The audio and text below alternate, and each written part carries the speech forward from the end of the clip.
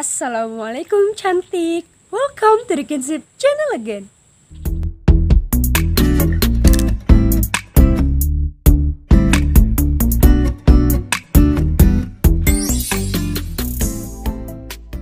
Hai, masih dengan nuansa yang sama, outdoor.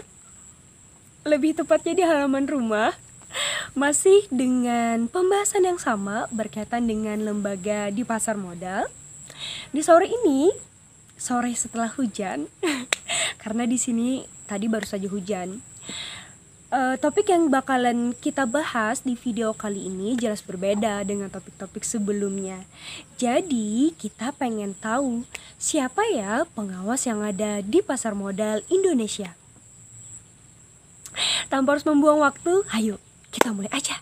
Otoritas Jasa Keuangan atau disingkat OJK menjadi salah satu lembaga yang ada di negara ini. Dibentuk berdasarkan pada Undang-Undang Nomor 21 Tahun 2011. Detailnya kalian bisa baca yang ada di samping ini. Di Otoritas Jasa Keuangan itu adalah lembaga yang mempunyai tugas dan juga fungsi untuk menyelenggarakan sistem pengaturan dan juga pengawasan yang terintegritas terhadap semua kegiatan yang ada di sektor jasa keuangan. Baik itu perbankan ataupun non-perbankan, bahkan pasar modal sekalipun.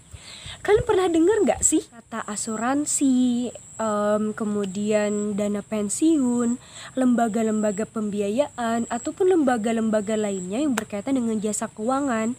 Nah, itu semua diatur dan juga diawasi oleh Otoritas Jasa Keuangan. Kalau di pasar modal Indonesia, Otoritas Jasa Keuangan mempunyai tugas-tugas pokok. Di antaranya adalah merumuskan standar dan juga norma dan juga pedoman, kriteria dan prosedur yang harus dilakukan di pasar modal. Kemudian, Otoritas Jasa Keuangan juga harus merumuskan prinsip-prinsip dalam pengelolaan investasi dan juga lembaga-lembaga efek, tata kelola emiten ataupun perusahaan publik. Otoritas Jasa Keuangan tidak hanya menyusun ataupun merumuskan sebuah peraturan, tetapi mereka juga harus melaksanakan penegakan hukum yang ada di pasar modal dan melakukan analisis, pengembangan, dan juga pengawasan terhadap pasar modal itu sendiri, termasuk juga pasar modal syariah.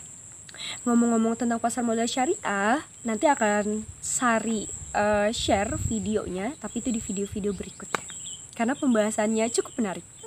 Tidak hanya itu, Otoritas Jasa Keuangan juga melaksanakan protokol manajemen krisis yang ada di pasar modal.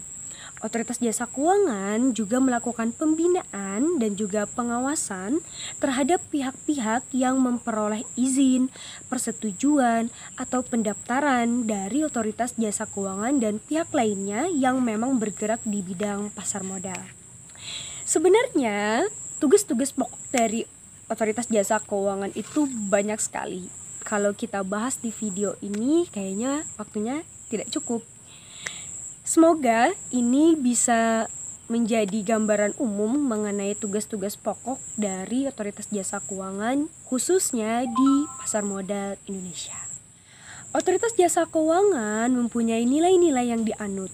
Di antaranya adalah integritas, profesionalisme, sinergi, dan juga inklusif, dan yang terakhir adalah visioner. Otoritas Jasa Keuangan mempunyai tujuan.